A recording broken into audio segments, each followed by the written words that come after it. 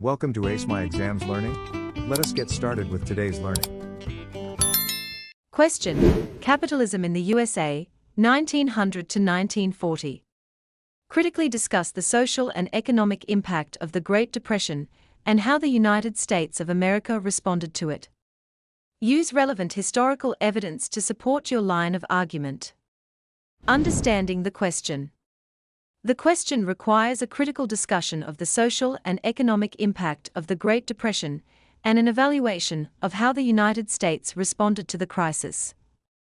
This means the essay should analyze both the immediate and long-term consequences of the Depression and assess whether government responses, particularly the New Deal, were effective. A well-structured answer should provide a balanced argument using historical evidence. To answer the question effectively, begin with an introduction that defines the Great Depression as one of the worst economic crises in American history, triggered by the stock market crash of 1929. Clearly state that the essay will examine both the impact of the Depression and evaluate how the United States responded to it, particularly focusing on the differences between Herbert Hoover's limited intervention and Franklin D. Roosevelt's New Deal policies, to set the stage for a thorough analysis of both the causes and consequences, as well as the government responses to the crisis. To answer this question, you need to go beyond simply describing the events of the Great Depression.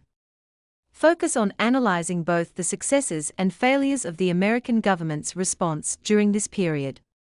The phrase, critically discuss, means you must explore both positive and negative aspects of the government's actions, weighing how effective these measures were in addressing the crisis. When addressing the social and economic impact, explain how the Depression affected people's lives, including widespread unemployment, homelessness, and poverty. Also, discuss the economic consequences such as business failures, banking collapses, and the struggles faced by farmers during the agricultural crisis. In the section about the American government response, compare President Herbert Hoover's limited intervention with President Franklin D. Roosevelt's more active approach through the New Deal.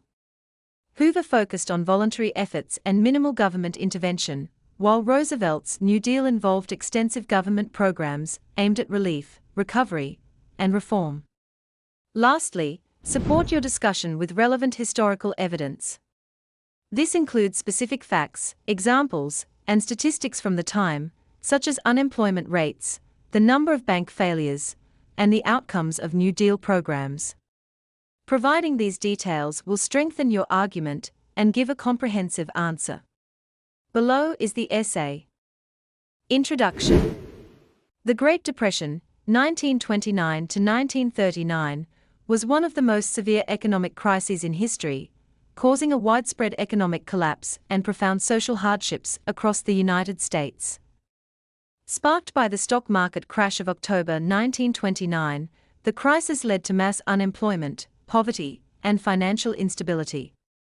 Millions of people were left destitute as businesses shut down and industries crumbled. This essay critically analyzes the social and economic impact of the Great Depression and assesses the effectiveness of the American government's response to the crisis. Before the Great Depression, the United States enjoyed rapid economic growth during the Roaring Twenties, 1920 to 1929. This period was marked by industrial expansion, technological innovations, and the widespread availability of consumer goods such as automobiles and household appliances. The stock market boomed, and credit-driven consumerism flourished. However, this prosperity masked deep structural weaknesses in the economy. Wealth was highly concentrated, with the richest Americans amassing significant fortunes while wages for the average worker stagnated. Farmers, in particular, faced persistent financial struggles, with falling crop prices and increasing debt. Moreover, the unregulated banking system, alongside the heavy reliance on speculative investments, created vulnerabilities that would later be exposed by the crash. By the late 1920s, the economy showed signs of fragility. Industrial production slowed, agricultural prices fell further, and speculation in the stock market led to an inflated financial bubble.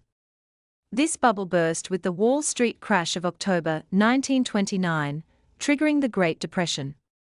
The collapse of the stock market led to widespread panic, causing many investors to rush to withdraw their savings.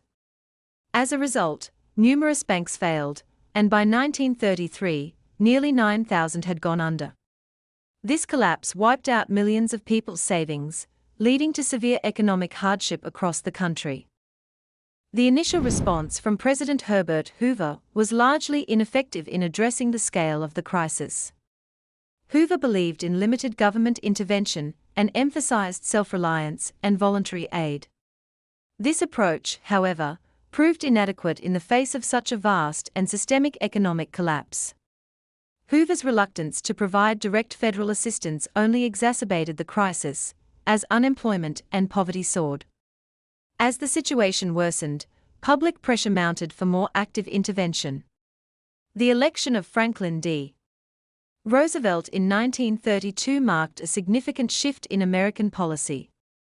Roosevelt's New Deal, introduced in 1933, aimed to provide relief, recovery, and reform. His administration introduced a series of landmark programs designed to stabilize the economy, restore public confidence, and alleviate suffering. Among the most significant measures was the Banking Act of 1933, Glass-Steagall Act, which restructured the banking system and established the Federal Deposit Insurance Corporation, FDIC, to insure deposits. This restored confidence in the banking system, which had been shattered by the widespread failures of the previous years. The economic impact of the Great Depression was far-reaching. Unemployment reached an unprecedented level of 25% by 1933, and many factories closed down due to plummeting consumer demand. The collapse of businesses and the resulting layoffs led to widespread poverty, with millions of Americans struggling to make ends meet. The lack of social safety nets, such as unemployment insurance, forced many into desperate situations. Families faced hunger and homelessness, and long bread lines became a common sight. Desperation led to a rise in suicides, as people saw no way out of their financial ruin. Hoover's reluctance to provide direct assistance to the unemployed intensified the suffering, while Roosevelt's New Deal provided more substantial relief through programs like the Civilian Conservation Corps, a CCC, and the Works Progress Administration, WPA. These programs created millions of jobs in public works projects and infrastructure, helping to reduce unemployment and stimulate economic activity. One of the most visible effects of the Great Depression was the rise in homelessness.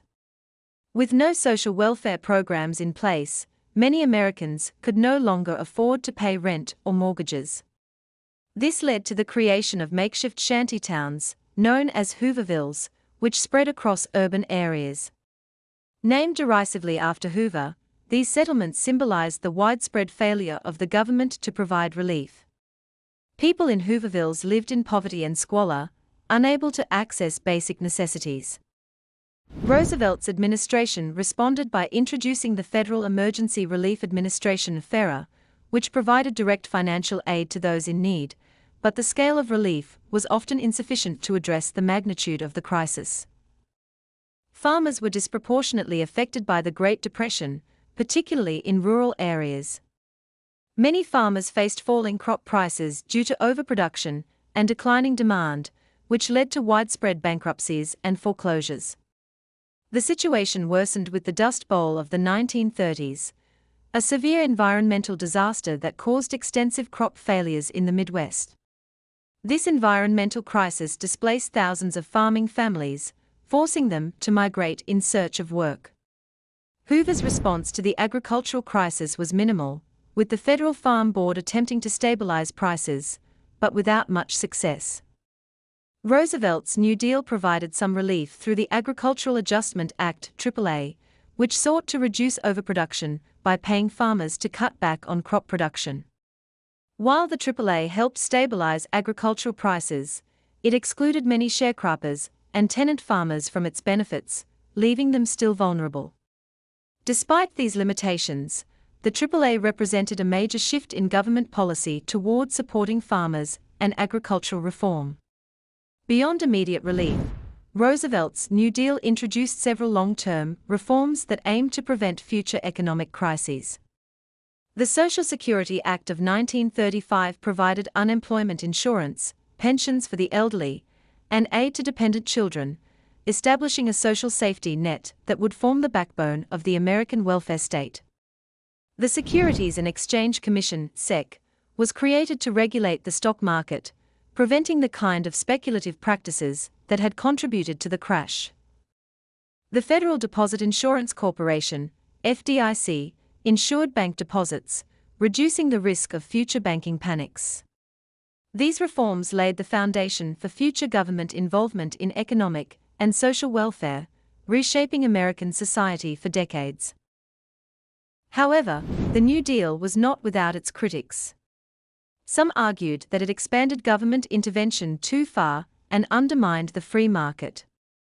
Others pointed out that many of its programs provided only temporary relief rather than long-term solutions. The New Deal did not fully end the Great Depression, and it was not until America entered World War II that the economy truly recovered. The war effort led to an explosion in military production, which created millions of jobs and revitalized the economy. Nevertheless, the New Deal had a lasting impact, influencing American economic policy and establishing a precedent for future government involvement in the economy. In conclusion, the Great Depression had profound social and economic consequences, including widespread unemployment, homelessness, and financial instability. Hoover's initial response was inadequate, leaving millions to suffer. Roosevelt's New Deal marked a dramatic shift in the government's approach, providing relief and initiating long-term reforms that helped stabilize the economy and lay the groundwork for future government involvement in economic and social welfare. While the New Deal did not fully restore prosperity, it mitigated the worst effects of the Depression and reshaped American policy in ways that would last for generations. Though it was the economic mobilization during World War II that ended the Depression, the New Deal remains a critical chapter in American history, illustrating both the potential and limitations of government intervention in times of crisis. To access more learning and exam preparation materials, go to www.acemyexams.coza. This link is also in the video description below. Thank you for watching this video. Remember to subscribe and be the first to know when we upload new videos.